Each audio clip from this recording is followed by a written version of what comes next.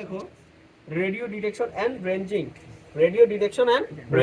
ওকে so এইটার জিনিসটা কাজ করে মাইক্রোওয়েভ টেকনোলজিতে। এখন এইখানে কিন্তু একটা আরএফ সিগন্যাল আছে যেটা মাইক্রোওয়েভ জেনারেট করে। সো যখন কোনো কিছু ওয়েভ জেনারেট হয় এটা যদি বাধা পায় আবার এটা কি হয় রিফ্লেক্ট হয়। তো সে কতটুকুতে আসার পর কতটুকু রিফ্লেক্ট হয়েছে, আমি যদি কোনো একটা খালি পাহাড়ে গিয়ে যদি কোনো একটা প্রতিধ্বনি আওয়াজ করি সেটা কিন্তু প্রতিধ্বনি রিফ্লেক্ট হয়। সেটা কেন হয়? এই আমাদের হচ্ছে প্রতিধ্বনিটা এই হচ্ছে রিফ্লেক্টের মাধ্যমে এটা হয়ে থাকে। তো ওয়েব তরঙ্গ এইভাবে কাজ করে। তো এখানে এটার যে অ্যাপ্লিকেশন, এখানে যদি আমরা দেখি যে অনেক টাইপের অ্যাপ্লিকেশন গুলো আছে, যে study of working of Doppler radar.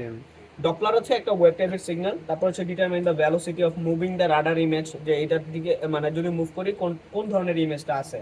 তারপর হচ্ছে অ্যালার্ম, অলরেডি যে আমরা এটা ইউজ করতে পারতেছি যে using to the alarm system by radar. Radar কাজ কি, যেহেতু সে রেডিও ওয়েভকে ছাড়ে। এখন এটা আমরা কিভাবে মেজার করতে পারি রিয়েল লাইফে?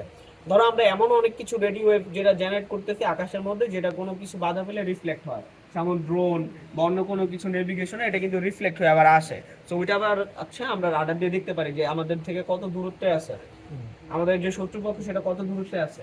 এই জন্য হ্যাঁ সব জায়গায় রাডার হ্যাঁ রাডারটা ইউজ করে। তারপরে এখানে বলছে যে রাডারের সামনে যদি কোনো কিছু একটা ঘুরে তাহলে সেটা মুভিং হবে, যার কারণে আমাদের হচ্ছে একটা ছোট ফাইন দেওয়া আছে। তো আমরা এখানে থিওরিটি কিছু আলোচনা করা আছে ওয়েভ লেন্থের হিসাবে, যে কতটুকু গেলে কি পরিমাণ আসবে।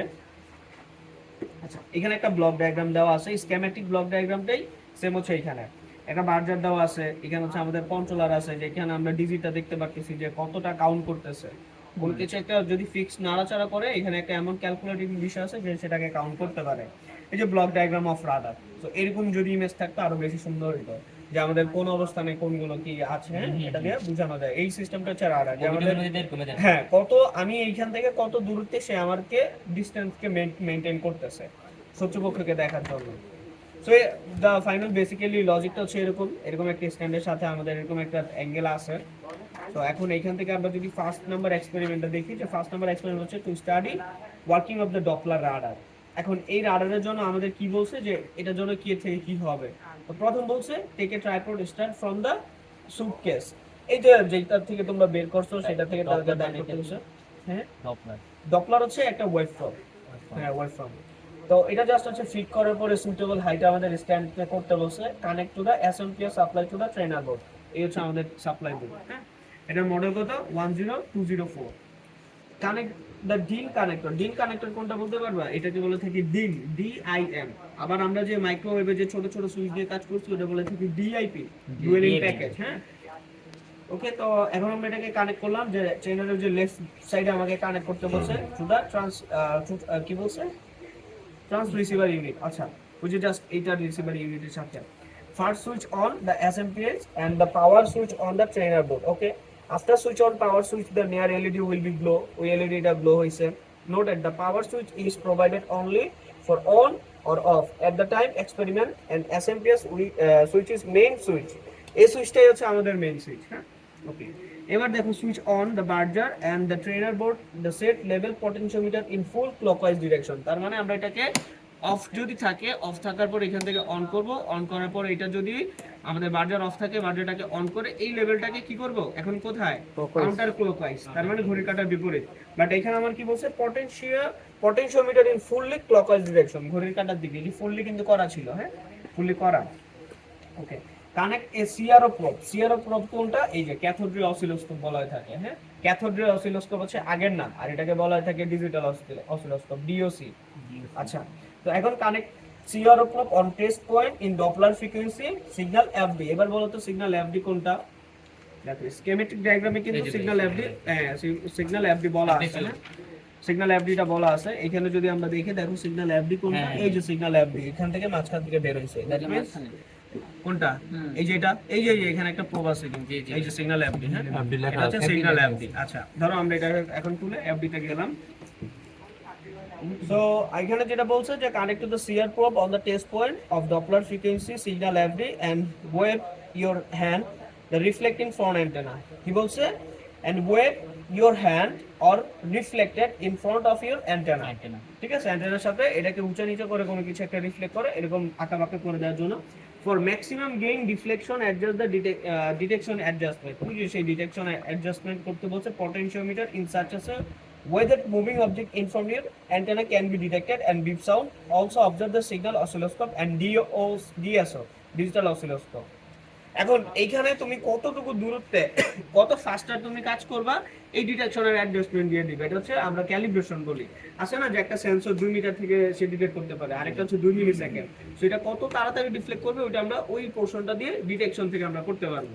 আচ্ছা, so if any noise in observed CRO, adjust the level potentiometer to reduce the noise. যদি আমরা এখানে কোনো নয়েজ দেখি তাহলে সেটা আমরা এখান থেকে কমায় বাড়ায় চেঞ্জ করতে পারবো। আচ্ছা, এখন এটাকে আমরা পাওয়ার দিই। এটা কি পাওয়ার দেওয়া আছে? পাওয়ার দিছি। ওকে,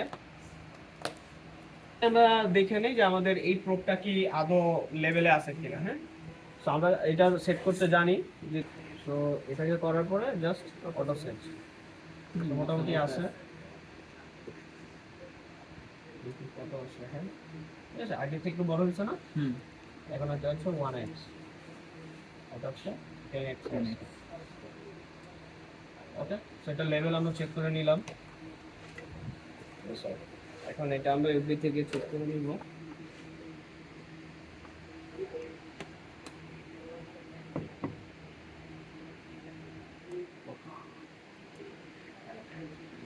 নয়েজ আসতেছে, সো বলছে যে এই লেভেলটাকে আমরা একটু হালকা কমায় পারে এটাকে চেক যতটুকু করা যায় করে নিই। ধরো লেভেল করার জন্য আমরা একটু চেষ্টা করতেছি, দেখি লেভেল পাই কি আছে। সব কিছু জিরো, ডিটেকশন অলরেডি জিরো আছে।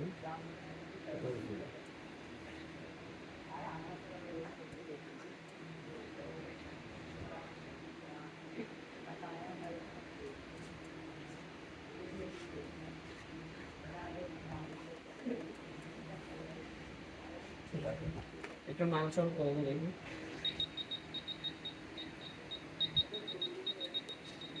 আচ্ছা, সিগন্যাল জি কল দেখি।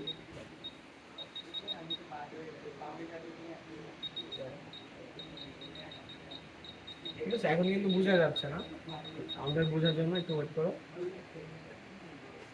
একবার কমাই নিলাম, কমাইটাকে অবশ্যই দিয়ে দেখি কি দেখা যায়। হয়ে যাচ্ছে? জি, ডাবল হচ্ছে না? হ্যাঁ, আবার আমরা জাস্ট তার লেভেলটাকে ওই দেখো দেখা যাচ্ছে। এখন ঠিক আছে। ঠিক আছে, এদিকে আরো একটু বড় করি।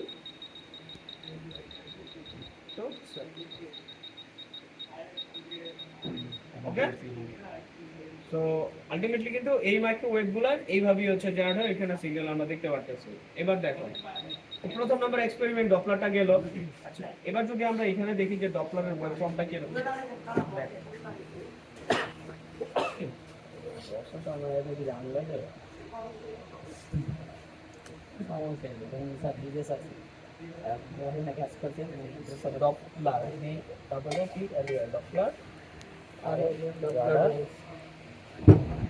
আই দেখুন আদনান ভাইয়ের কথা রাখবে।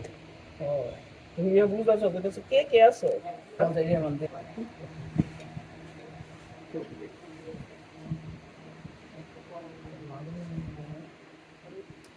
সেই বলা ভাই ডগটাই কামাচ্ছি নয়েজ কম দিবে। ঠিক আছে, মারা তো মশা রে মজা পাইলে পাইছো? পাইছি ভাই। তো মাঝে মাঝে মিলে আসলে মজা লাগে না? মিলে আসতে ভালো লাগে।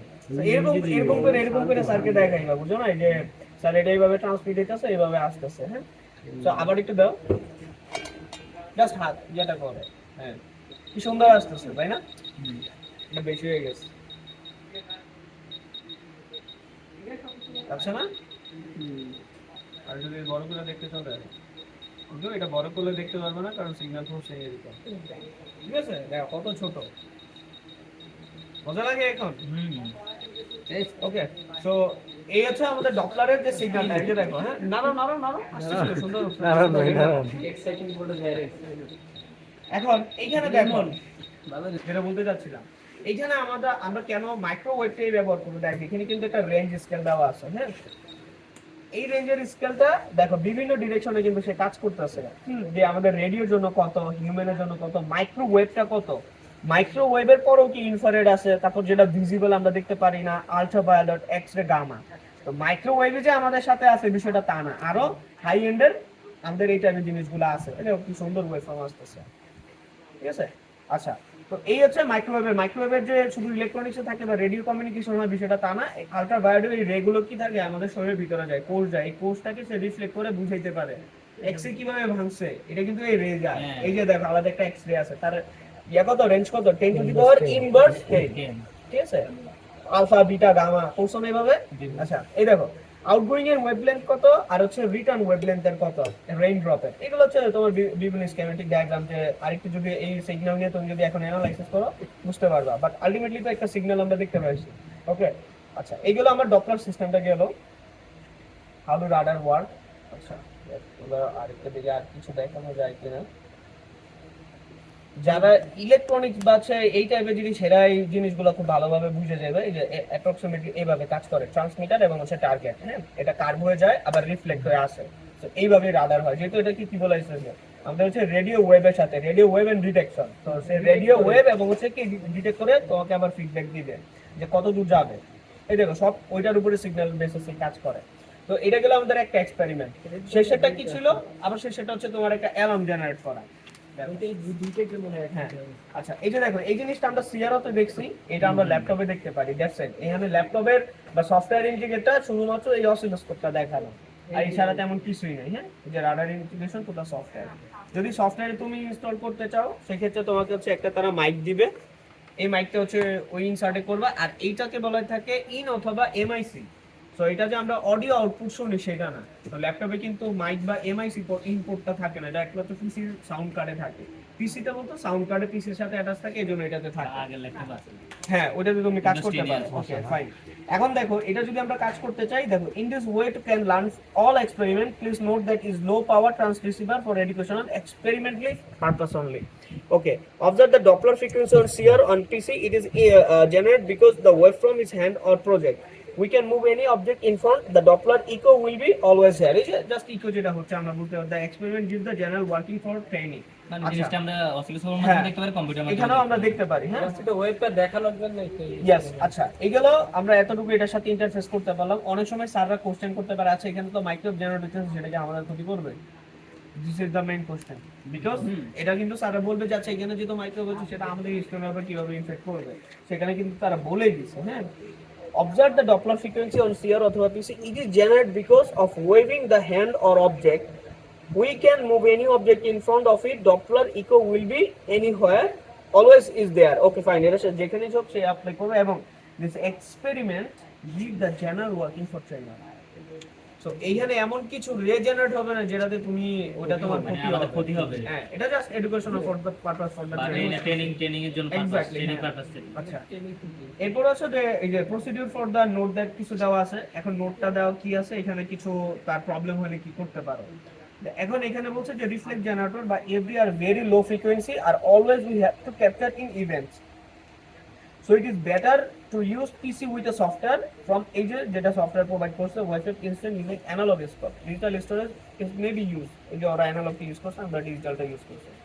Install the software and upon it connect the audio cable from EP socket. EP সকেটটা হচ্ছে এটাকে বলা থাকে EP socket left side or trainer. Okay on line in অথবা mic input the sound card input of PC. তো এটার মধ্যে তো সাউন্ড কার্ড নাই, শুধু একটা পোর্ট আছে 3.5 mm এর অডিও আউটপুট।